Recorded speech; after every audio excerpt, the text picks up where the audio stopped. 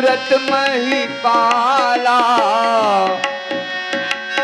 चरण लागी करी विनय विशाला, चरण लागी करी विनय विशाला। पूज्य गुरु जी के चरणों में प्रणाम, साथ ही हमारी विनय को स्वीकार करें। हे स्वामी, हे गुरुवर मेरी विनय सुनो, हे स्वामी मेरी विनय सुनो,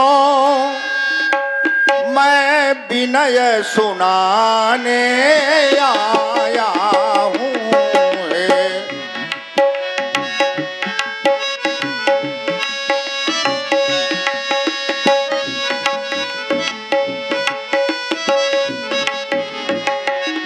हे स्वामी मेरी विनय सुनो,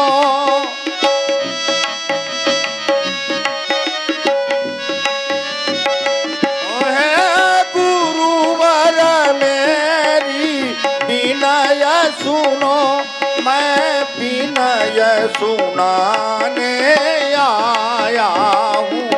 सेवा में स्वामी ही गुरुवर, मैं सुमन सुगंधि दिलाया हूँ।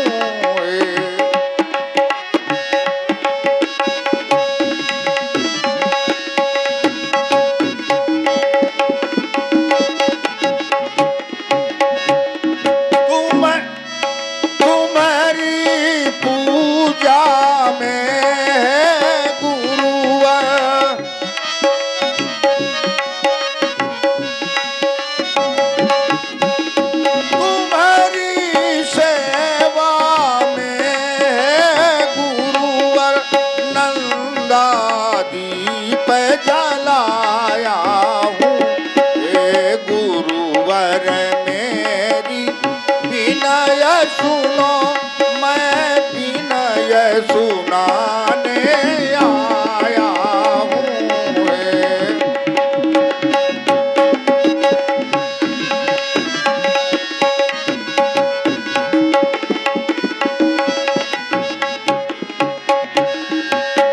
पूज्य गुरु जी के चरणों में सेवक का प्रणाम। मानवता एवं शिष्यता को साकार रूप में परिणत करने वाले ज्ञानियों में श्रेष्ठ महाराज दशरथ, तुम्हारे लिए हमारा शुभ आशीर्वाद जन्म मरण के शिष्ट चक्र में है। ये हमारी मनोकामना, शत शत वर्ष शतायु आप हो, यूं ही करते रहे साधना। नित्य नवीन प्रतिमानों पर हो अग्रसरित नवजीवन, इंद्र धनुष की शतरंगों सा रंग भरा हो तव जीवन। आह्लाद भरे इस अवसर पर हमारी ये सत आराधना, शत शत वर्ष शतायु आप हो, यूं ही करते रहे साधना। महामंगल हो, ये शशि भव राजेंद्र आद्य क्या रहा हो, जो मुखारबिंद हमेशा कमल के समान खिला रहता था, आज वह मुरझाया सा प्रतीत हो रहा है। आपकी मुखाकृति ये बतला रही है कि आज राजा दशरथ किसी चिंता से चिंतित है। कहीं कहीं राजन, इस चिंता का कारण क्या है?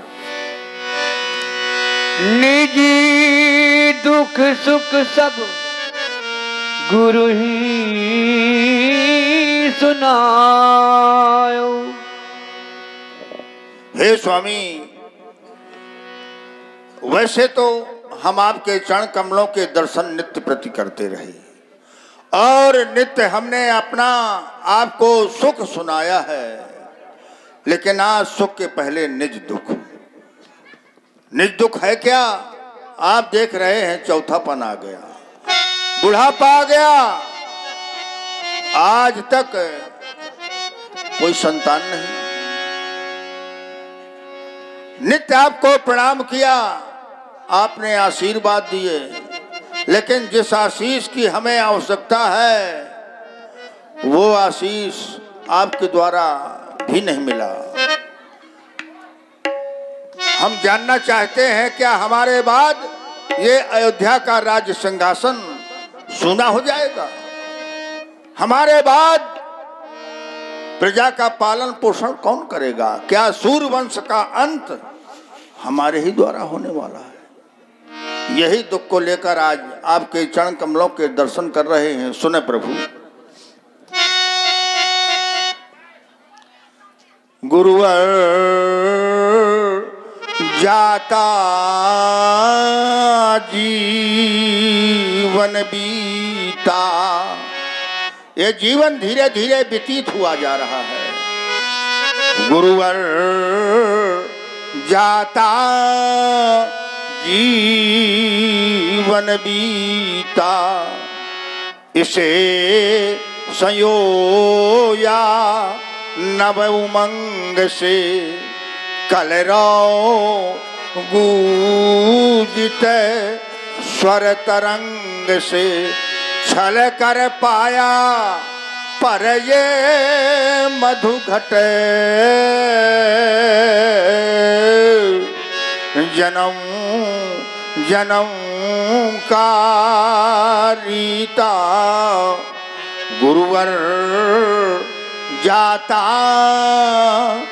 जीवन बीता, ये स्वप्नों का संसार बसाया, मधुर कल्पना पोत उड़ाया।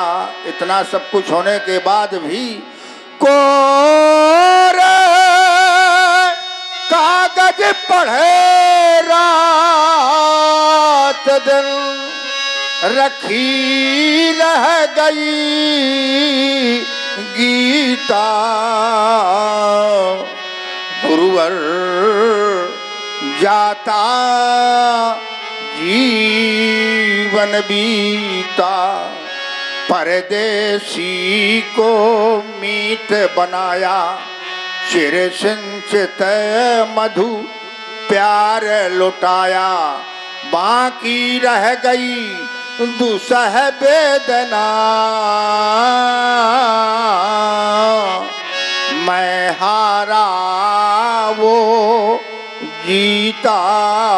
हे स्वामी, वैसे ये अवस्था हमारी अब पुत्रों की नहीं है। आप देख रहे हैं कि उलझे रहे पन्ने जीवन के, सुरभि सुवासित क्षण यौवन के। इसके बाद भी सहला रही प्राण को अभी एक आशा किरण पुनीता। गुरुवर जाता जीवन बीता, कर्तव्य में भी कोई न्यूनता नहीं। जिसके 3-3 रानियां हों, कौशल्या, केकई, सुमित्रा, और संतान एक भी ना हो, बड़े आश्चर्य की बात है। हे प्रभु स्वामी, 3 विवाह किए, पर आशा लता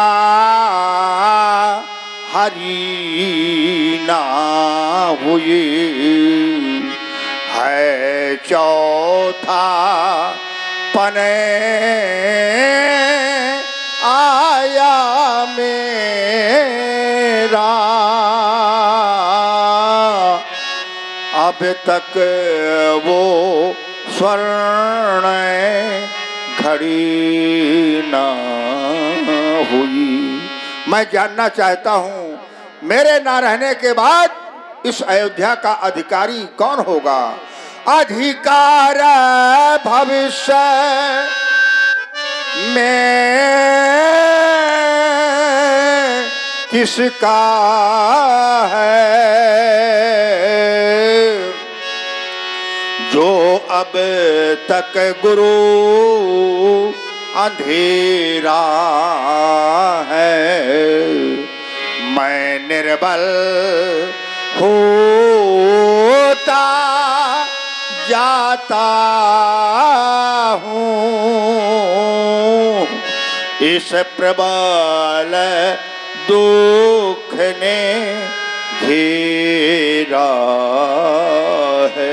हे प्रभु, कोई फलदार वृक्ष हो और अपने जीवन काल में वो एक फल भी ना दे सके, वो वृक्ष किस काम का। आकाश में बादल छाए रहें और एक बूंद जल न बरसा सकें, वो बादलों से क्या लाभ है। 3 रानियां हैं, संतान एक भी नहीं। स्वामी वो वृक्ष निरर्थक है जिसमें ना एक भी फल होवे।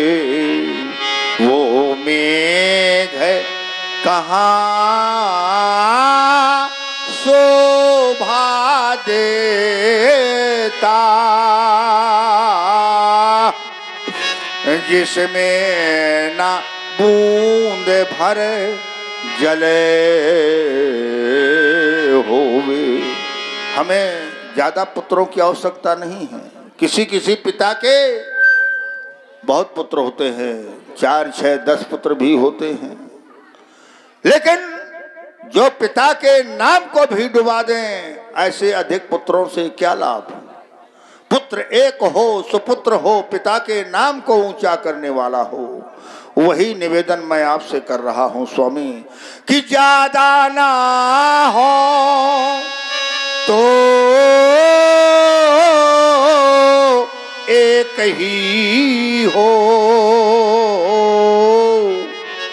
पर वंश बढ़ाने वाला हो और इस राज्य का वो अधिकारी हो और राज्य चलाने वाला हो। कृपा करें, इस दुख से दूर करें स्वामी। हम आपके द्वारा आपका सुख तो नित्य ही सुनते रहे,